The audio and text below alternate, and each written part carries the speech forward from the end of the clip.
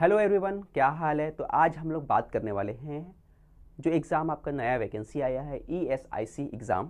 ठीक है, तो ESI एग्ज़ाम जो है हम जानते हैं ESIC exam employ state insurance corporation है ना। तो ये वैकेंसी जो निकली हुई है इंश्योरेंस एग्ज़ाम का, जिसके अंदर इसकी तैयारी कैसे करना है उसको हम लोग समझेंगे कि कैसे आप 2 महीने से 3 महीने के अंदर एग्ज़ाम की तैयारी कर सकते हैं। इसका एग्ज़ाम जो है आपको अप्रैल के आसपास होने के चांसेस हैं। ठीक है, तो 2 महीने से 3 महीने के बीच में आप कैसे इसके एग्ज़ाम की तैयारी कर सकते हैं। एग्जैक्टली अगर हम लोग बात करें तो ये जनवरी का महीना चल रहा है, फरवरी मार्च अप्रैल, यानी 3 महीना ऑलमोस्ट आपके पास है। तो इन 3 महीनों का कैसे आप इस्तेमाल करेंगे और आप बेहतरीन ढंग से तैयारी कर सकेंगे ताकि आपका जो प्री आसानी से निकल जाए। ठीक है, तो अगर हम लोग बात करते हैं, एक अपर डिवीज़न क्लर्क है और दूसरा जो है आपका मल्टीटास्किंग स्टाफ है, जिसको शॉर्ट में हम लोग मल्टीटास्किंग स्टाफ को हम लोग शॉर्ट में क्या बोलते हैं, MTS भी बोलते हैं। ठीक है, और अपर डिवीज़न क्लर्क जो है इसको क्या बोलते हैं आप, UDC भी बोलते हैं। ठीक है, ये UDC हो गया और ये जो हो गया आपका नीचे वाला जो हो गया MTS हो गया, मल्टीटास्किंग स्टाफ हो गया। ठीक है, UDC जो है हायर लेवल है, ठीक है, और मल्टीटास्किंग जो लोअर लेवल का हो गया। प्रीलिम्स और मेंस, फिर इसके बाद स्किल टेस्ट होगा, कंप्यूटर स्किल टेस्ट वगैरह भी होगा, क्योंकि क्लर्क का एग्जाम है तो टाइपिंग वगैरह टेस्ट आपको किया जाएगा। ठीक है, कुछ चीज़ें और भी जो हमने बता दी आपको। अगर हम लोग बात करते हैं MTS का, तो इसमें सिर्फ 2 एग्जाम होगा, प्रीलिम्स होगा, प्रीलिम्स के बाद मेंस होगा, उसके बाद आपका सिलेक्शन प्रोसेस होगा। क्लियर।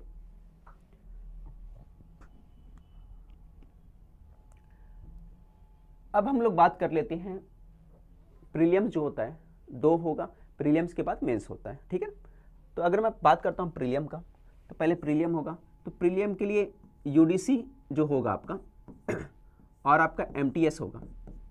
ठीक है, दोनों का जो क्वेश्चन का पैटर्न है सेम है। ठीक है, एक होगा जनरल इंटेलिजेंस रीजनिंग, जिसमें ब्लड रिलेशन वगैरह के क्वेश्चन होते हैं, डायरेक्शन वाले क्वेश्चन होते हैं, है ना, पेपर फोल्डिंग वाले क्वेश्चन, ये सब आते हैं रीजनिंग में। फिर हम लोग बात करते हैं जनरल अवेयरनेस की, बात कर लेते हैं जनरल अवेयरनेस, जनरल स्टडीज़ वगैरह जो है इसकी बात कर लेते हैं। फिर हम लोग बात करते हैं क्वांट सेक्शन का, क्वांट यानी आपका मैथ्स का सेक्शन हो गया। ठीक है, ये 3 सेक्शन। फिर चौथा सेक्शन जो आपका होता है इंग्लिश का, इंग्लिश वही 10वीं तक का इंग्लिश जो रहता है वही आता है, ग्रामर वगैरह और मीनिंग वगैरह के क्वेश्चन ज़्यादातर पूछे जाते हैं। नंबर ऑफ क्वेश्चन की बात करता हूँ मैं, 25 क्वेश्चन जो आता है आपका, जो वेटेज की बात करते हैं 25 क्वेश्चन किसका आएगा, तो रीजनिंग का आएगा, और 25 क्वेश्चन जो आएगा जनरल अवेयरनेस का, बाकी भी 25 क्वेश्चन, यानी 25 क्वेश्चन पे 50 मार्क्स मिलेंगे हर क्वेश्चन पे, यानी कि 2 मार्क्स आपको मिलने वाला है। टोटल टाइम की बात करूंगा तो मैं 60 मिनट मिलेंगे, 1 घंटा यानी 60 मिनट, यानी 100 क्वेश्चन आपको 60 मिनट में करने रहेंगे। ठीक है, ये बहुत मुश्किल नहीं है, अगर आप प्रैक्टिस करोगे तो आसानी से हो जाएगा। ये आपका हो गया, नॉर्मली मैंने बता दिया कि क्या क्या सेक्शन होते हैं और इसकी तैयारी वगैरह के लिए आगे मैं बात करूंगा। ठीक है, तो सबसे पहले आपने जान लिया कि सेक्शन क्या होते हैं, टोटल मार्क्स कितना होता है प्री के लिए। अब अगर मैं बात करता हूँ मेंस के, तो मेंस के अंदर आपको मालूम होना चाहिए जनरल इंटेलिजेंस रीजनिंग का 50 नंबर ऑफ क्वेश्चन 50 मार्क्स। ठीक है, क्वेश्चन जितने उतने ही मार्क्स, यानी एक क्वेश्चन 1 मार्क्स के लिए, number of question 50 marks, total number of question जो आपको 200 आएंगे। और टाइम इस बार क्या होगा, मेंस में जो टाइम होगा आपका 2 घंटे का टाइम होगा। मेंस आपको UDC के लिए भी देने का है, क्लर्क के लिए भी देने का, और MTS मल्टीटास्किंग स्टाफ के लिए भी देने का है। क्लियर, तो ये आपका सिलेबस जैसे क्वांट वगैरह का हो गया। अब रही बात, ये देखो, ये बेसिकली बात हो गया कि जो मैंने बता दिया सिलेबस, एक सिलेबस आपको मालूम होना चाहिए। अब उसको प्रिपरेशन कैसे करना है उसको समझना। ठीक है, इसके लिए मैं बताऊंगा, देखो कोई भी एग्जाम होता है, कोई भी एग्जाम की तैयारी करने के लिए सबसे इंपॉर्टेंट है एक बुक होना आपके पास चाहिए। अगर आपके पास कोई बुक नहीं तो आप तैयारी नहीं कर पाओगे, क्योंकि आप पहली बार तैयारी कर रहे हो। जो एग्जाम्स की तैयारियां करते रहते हैं, कोई ना कोई एग्जाम देते रहते हैं, उनके लिए कोई अलग से तैयारी करने की जरूरत नहीं।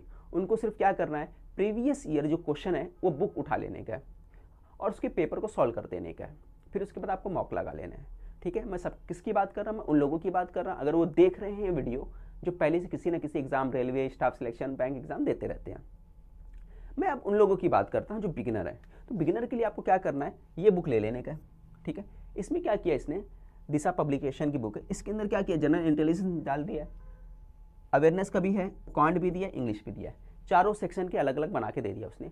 इसमें बहुत एडवांस लेवल नहीं दिया आपको, ये बात आपको क्लियर होना चाहिए, बहुत एडवांस लेवल नहीं है। बेसिकली आपको कॉन्सेप्ट जो है वो क्लियर कर देगा, क्योंकि 3 महीने के अंदर आपको 2 महीने के अंदर 2 मंथ इस बुक को देने का है।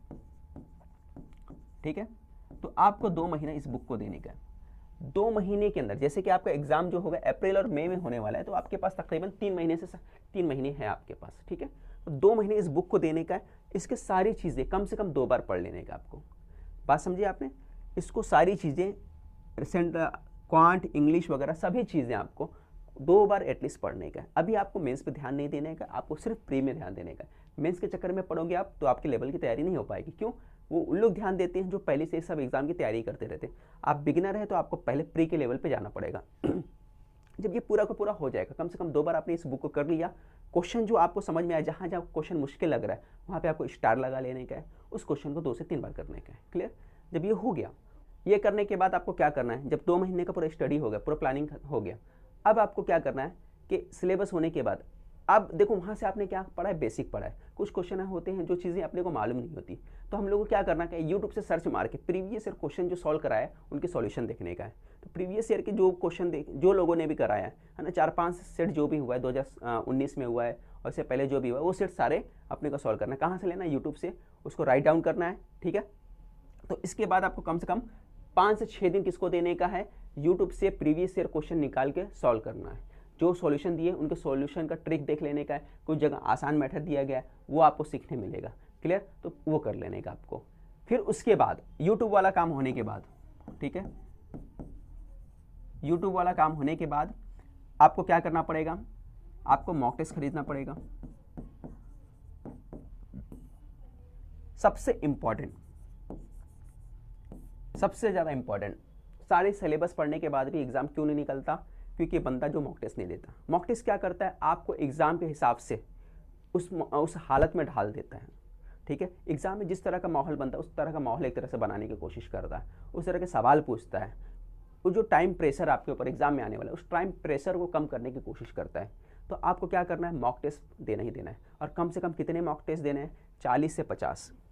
फिर से मैं बोल रहा हूँ, 40 से 50 मॉक टेस्ट देने का है आपको, ठीक है। 40 से 50 आपको मॉक टेस्ट देने का है, ठीक है।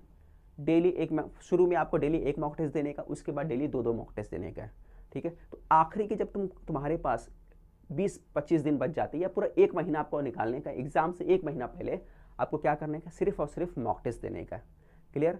मॉक टेस्ट में आपका मार्क्स जो रहता है इंक्रीज होते जाएगा और इंक्रीज करते करते आपको चेक करना है, ठीक है। तो इस तरीके से आपको तैयारी करना है। तो मैंने जैसे बताया था, फिर से मैं रिपीट कर देता हूँ, 2 महीना इस बुक को देने का अगर आप बिगिनर हैं।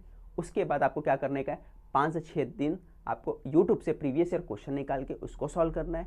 फिर वो होने के बाद, है ना, सॉल्यूशन सामने वाला कराएगा, उसके बाद दोबारा अपने को खुद से करने का है। वो होने के बाद आपको मॉक टेस्ट लगाने का है और मॉक टेस्ट देने का है, ठीक है। ये क्लियर हो गया? उसके बाद आप इस लेवल पे पहुंच जाओगे कि आसानी से एग्जाम निकल जाएगा। अगर आप फ्री में तैयारी करना चाहते हैं बिना किसी खर्चे के, तो जैसा मैंने बताया आप वैसे भी कर सकते हैं, ठीक है। तो अगर आपको वीडियो अच्छा लगा हो, है ना, और अगर आप चैनल पर नए हैं तो चैनल को सब्सक्राइब करना ना भूलें और बेल आइकन का बटन भी साथ में दबा दें ताकि आपको नोटिफिकेशन मिलता रहे, ठीक है। तो अगले वीडियो के साथ फिर मिलते हैं और